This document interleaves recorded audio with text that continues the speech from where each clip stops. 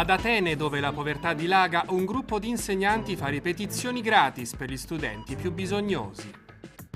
In Slovenia, a Lubiana, i medici usano medicine a base di cannabis per curare gli attacchi di epilessia nei bambini. L'ideologia neo-ottomana, il sogno di potenza e il sistema di potere di Erdogan raccontati in un libro. I progetti e i successi degli imprenditori italiani in Romania, un paese in grande crescita. Mauro Kovacic nel suo romanzo La città interiore svela e racconta i traumi repressi di Trieste.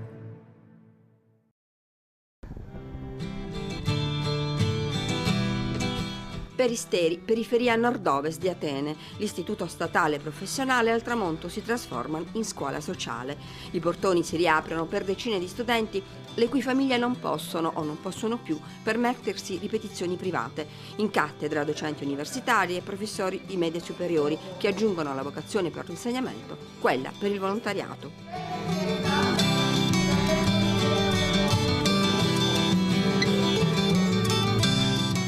C'è chi, come Dimitris Kordas, ingegnere chimico, dedica fino a 10 ore a settimana per aiutare ragazzi tra i 13 e i 18 anni a migliorare la resa scolastica e a prepararsi ai test d'ingresso alle facoltà, cosa per cui l'istituto riscuote un certo successo ad Atene. Ho fondato questa associazione per restituire ad ogni greco la dignità perduta. Qui la maggior parte delle famiglie non è in grado di aiutare i figli. L'istruzione invece deve essere garantita ed ogni ragazzo deve avere l'opportunità di un futuro migliore.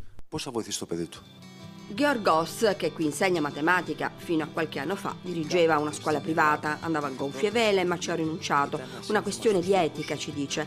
Questa avventura è iniziata con una classe e 5 professori. Oggi i docenti sono 150 e le classi 15.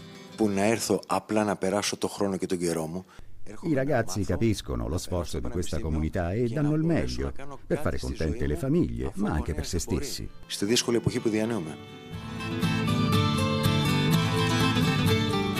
150.000 abitanti, Peristeri è tra i comuni più grandi dell'area metropolitana di Atene. La scuola sociale accoglie studenti appartenenti a famiglie senza reddito, con redditi molto bassi, con un solo genitore o con più di 3 figli. Regole necessarie a selezionare le richieste sempre più numerose. Sorto in piena zona industriale, oggi qui la disoccupazione tocca il 40%. In tanti hanno perso il lavoro, chiuso le attività. La scuola sociale accoglie anche chi sceglie di tornare tra i banchi per imparare una seconda lingua e darsi una seconda chance.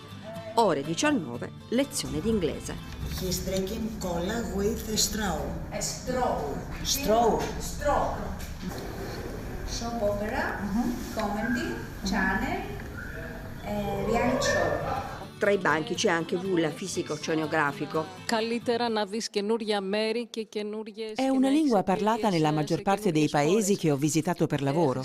È importante per conoscere e farsi capire. Vassili è invece ingegnere civile, ha una sua impresa, ma di lavoro ce n'è sempre meno. Spero di poter venire in contatto con nuove persone e nuove opportunità. È un aiuto per la mia professione. Costantina, a fine giornata, sale in cattedra una volta terminato il suo lavoro in un'agenzia marittima. Επίπεδα υπό την έννοια ότι κάποιοι διαβάζουν λίγο περισσότερο, κάποιοι λίγο λιγότερο. Alcuni studiano di più, altri di meno. Fanno quello che possono. Sono persone che hanno molti impegni familiari e comunque fanno i compiti a casa, frequentano e seguono con interesse e sembra che gli piaccia. Οπότε είμαι πάρα πολύ ικανοποιημένη προσωπικά. Αυτά. Καλαμάκι. Καλαμάκι της Θεσσαλονίκης ή για τους Αθηναίους? Για τους Αθηναίους.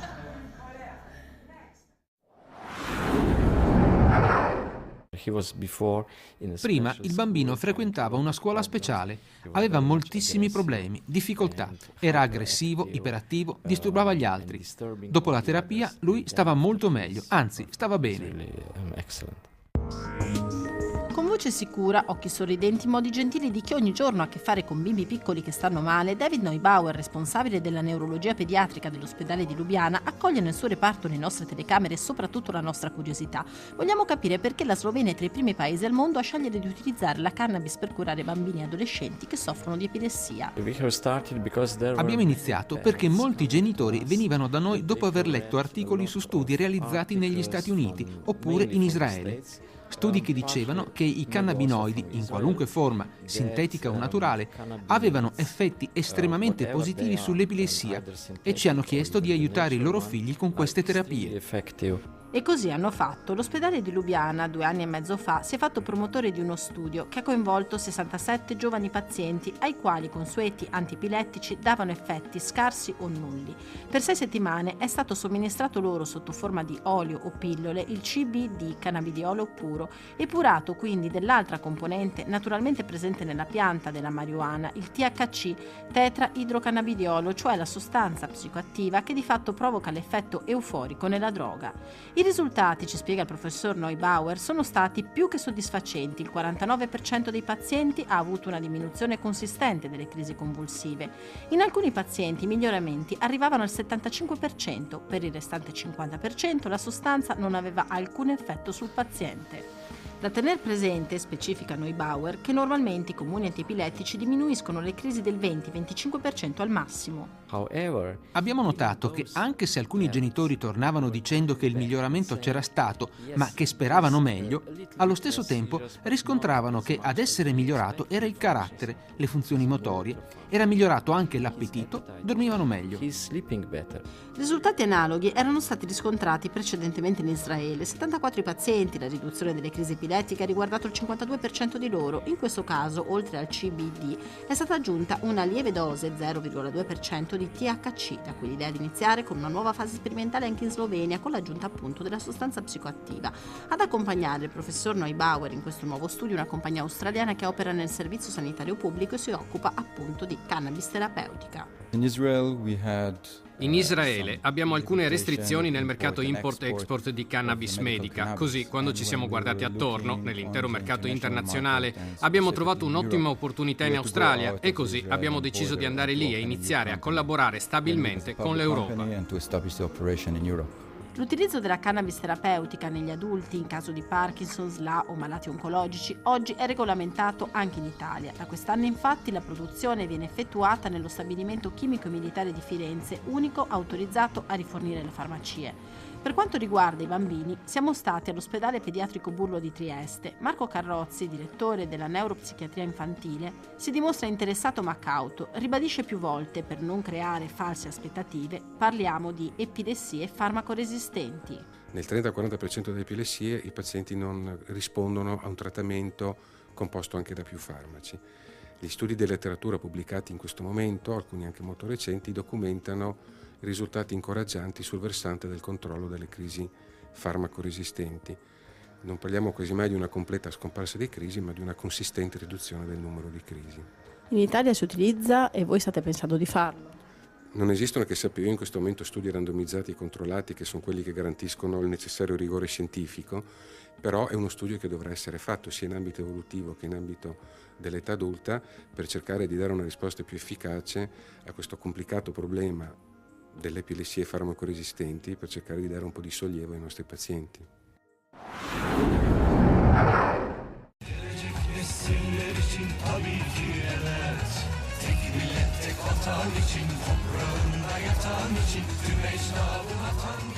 Recep Tayyip Erdogan, l'uomo forte di Ankara, il leader turco che sogna una rinascita dell'ottomanesimo come ideologia e pratica politica, il sogno di trasformare la Turchia in una potenza regionale, uno stato culturalmente islamico che attrae le popolazioni turcomane e non solo del Caucaso, del Levante e della Mesopotamia, un leader carismatico prodotto della storia turca, una personalità politica spiegata dal saggio Il Rais di Marta Ottaviani, giornalista che dal 2005 vive a Istanbul, da dove scrive per l'Avvenire e La Stampa. L'azione politica di Erdogan si divide in diverse fasi. Nella prima fase sembrava ci fosse una spinta genuina riformista, quindi insomma la Turchia sembrava avviarsi verso la strada della completa democratizzazione. Al contrario però successivamente si è messa in atto una virata autoritaria che ha trasformato la Turchia da repubblica sulla via della democratizzazione a regime paradittatoriale come possiamo vedere oggi. Qual è l'ideologia di Erdogan? Cosa persegue? Ma Erdogan verrà ricordato come colui che ha sdoganato definitivamente l'Islam politico in Turchia e che lo ha fatto diventare la prima forza di governo, e se è riuscito a farlo una parte di aiuto gliel'ha dato anche l'Unione Europea. In Turchia oggi domina la violenza, la repressione della minoranza curda, la repressione delle opposizioni, ma anche il terrorismo, sia curdo sia soprattutto quello dell'ISIS, con cui Erdogan però fino a poco tempo fa era di fatto alleato. La posizione ufficiale della Turchia ovviamente è quella di lotta al terrorismo, ed è una Turchia che sta cercando anche delle sponde. Ne è un esempio la recente conversazione col neopresidente degli Stati Uniti Donald Trump. È però una Turchia che ha molte zone d'ombra, non solo la collaborazione con ISIS dei mesi scorsi, della quale si è tanto parlato, ma anche l'appoggio ad alcune frange dell'opposizione siriana, diciamo non esattamente trasparenti. Ma Erdogan ha anche sfruttato il terrorismo, non dimentichiamoci gli attentati dell'ISIS contro la gioventù curda a Sucuk e soprattutto ad Ankara, più di 100 morti, bombe che hanno cancellato l'opposizione democratica curda, dando nuova linfa agli estremisti del PKK. L'ISIS invece fino ad ora non ha attaccato esponenti del partito di Erdogan. Sì, questo sicuramente, non ci dimentichiamo che i primi obiettivi degli attacchi di ISIS sono stati i curdi e il partito curdo HDP. C'è però da dire che in una seconda fase gli attentati in Turchia hanno cominciato a coinvolgere sempre di più anche i civili, mettendo automaticamente a repentaglio la leadership di Erdogan. I militari cosa faranno dopo il golpe? Ma oddio, anzitutto è ancora ben da chiarire cosa sia successo durante questo golpe fallito, e sono ancora molti più i dubbi delle certezze. I militari, come tutti i grandi organismi, sono controllati da determinati correnti. In questo momento è in gioco tutto un riequilibrio dell'establishment militare. Certo, Erdogan sa di avere molti nemici nel paese, e tra questi ci sono anche alcune correnti dell'esercito di sicuro. In Turchia intanto continua la campagna referendaria per la riforma costituzionale che dovrebbe trasformare il paese in una repubblica presidenziale, cementando così il sistema di potere creato da Erdogan. Tra le riforme proposte anche quella della reintroduzione della leva di massa, una misura pensata per evitare altri tentativi di colpo di Stato militari.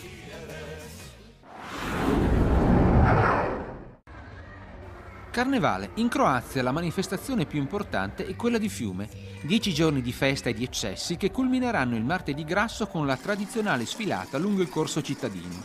In Slovenia particolarmente suggestiva la sfilata Ptuj in Stiria. Qui domina il Kurent, una maschera tipica delle culture contadine. Un diavolo che con i campanacci scaccia le tenebre invernali e saluta la primavera. Maschere pagane presenti in tutti i Balcani, cambiano i nomi e i riti si svolgono in date differenti a seconda del calendario, ortodosso o cattolico, e delle varie tradizioni. Particolarmente interessanti le maschere bulgare, i cuccheri, gli incappucciati. A loro, nella città di Pernik, è dedicato il festival folcloristico di Surba. L'UNESCO ha dichiarato i cuccheri e i riti ad essi legati patrimonio dell'umanità. Simili tradizioni si celebrano tra fine gennaio e inizio febbraio anche in Moldova, Romania, Ungheria, Serbia e Montenegro.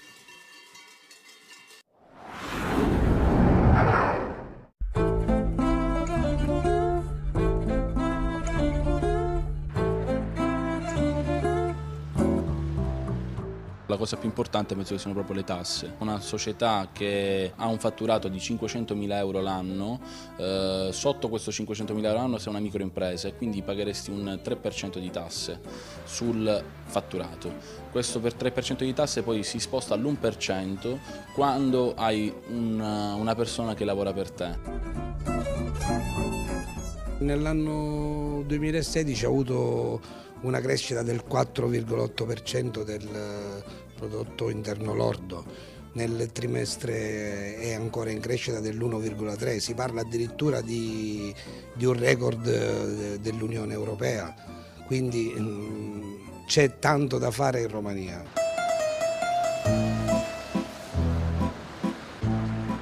La Romania piace agli italiani, l'Italia alla Romania. Se l'attrazione è fatale per 21.000 imprese del bel paese, l'Italia in pochi anni è diventata la seconda nazione europea per scambi commerciali. E non solo, perché le tasse non vanno mai oltre il 16%, anche quando il fatturato supera i 500.000 euro. A Bucarest c'è la centrale tecnico-logistica della Irem Costruzioni, holding che realizza raffinerie in tutto il mondo. contratti esclusivi con compagnie come Esso o Exxon, per citare solo alcuni clienti, 240 milioni di euro di fatturato annui, base a Siracusa dove con 1000 operai c'è lo zoccolo duro dell'azienda, altri 1600 dipendenti sparsi nei vari paesi, la metà solo in Romania. Ma non parlate di delocalizzazione, sono sempre gli operai siciliani a costruire ovunque le raffinerie, poi portate avanti da maestranze locali. In Europa il primo pozzo di petrolio è stato scavato qui in Romania e la prima raffineria del mondo è stata fatta in Romania.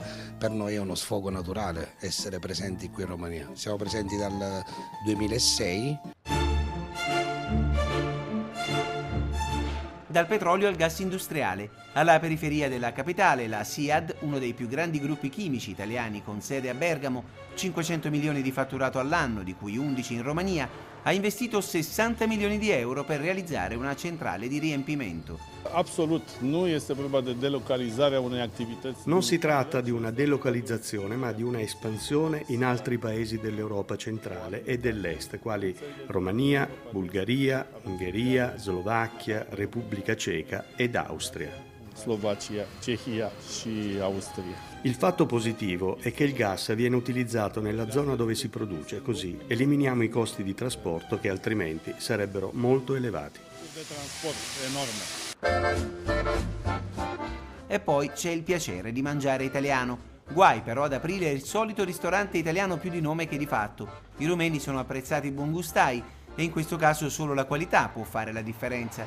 Questo giovane imprenditore siciliano, direttore generale di un'azienda di risorse umane, ha diversificato l'investimento, aprendo un locale nel cuore di Bucarest, un altro è già pronto nella zona nord della capitale, dove propone piatti ricercati. Ho visto che quello che mancava era appunto la pasta, cioè la pasta fatta in casa, sughi fatti in casa, ricette originali, e quindi ho deciso di aprire questo posto per portare qui, diciamo, un pezzo d'Italia. Tornare in Italia attualmente, oggi, no.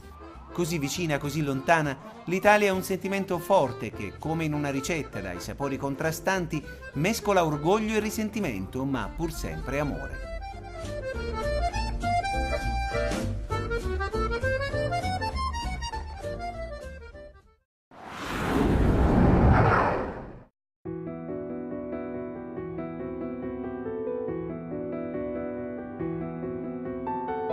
Trieste, maggio 1945. Un bambino attraversa la città in macerie portando una sedia al comando alleato dove lo aspetta suo padre. Comincia così l'ultimo romanzo di Mauro Kovacic, La città interiore, con un'immagine che lo scrittore ha trovato nell'agenda della nonna. Mia nonna compilava la lista delle teste, mia nonna era parrucchiera, e in mezzo a questa lista delle teste permanenti, messi in piega, discorrendo, annotava dei suoi pensieri personali, una specie di diario intimo. Dentro questo diario a un certo punto compare l'immagine di mio padre che, bambino, porta una sedia, attraversa la città portando una sedia in un ufficio.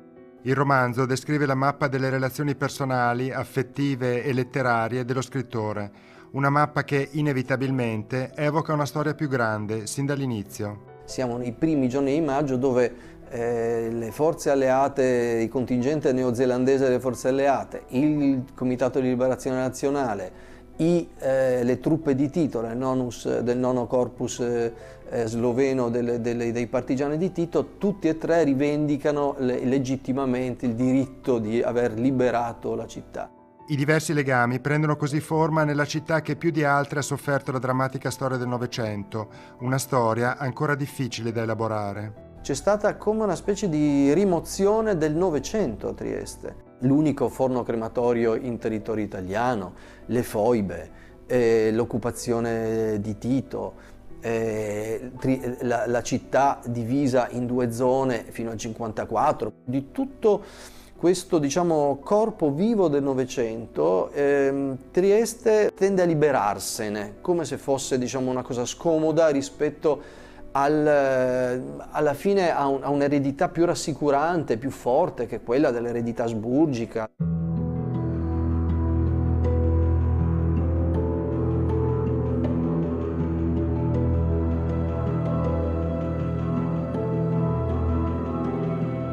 Per comprendere un periodo impossibile da spiegare in libri di storia costruiti su base nazionale, bisogna così ripartire dalla letteratura e dalle costellazioni familiari, come fa lo scrittore chiedendo al padre perché un italiano si chiami Kovačić. Io mi sono trovato con un nonno di origine slovena che è stato in confino politico in Basilicata perché comunista, e dall'altra parte mi sono trovato con un nonno italiano che si chiamava Stefanutti e che faceva parte, istriano però, e che è venuto poi in Italia durante gli ultimi anni della fine degli anni 40, diciamo 49-50, ed era stato marinaio nella marina di Mussolini, quindi fascista. Noi sappiamo, chi di Trieste lo sa, basta che scavi, come dire, nella propria cantina di 3-4 generazioni al massimo e scopre di essere stato o ungherese o austriaco o croato o greco. Dopo la caduta della cortina di ferro, nuove forme di convivenza tra paesi un tempo divisi permettono di guardare quel periodo storico con meno sospetto,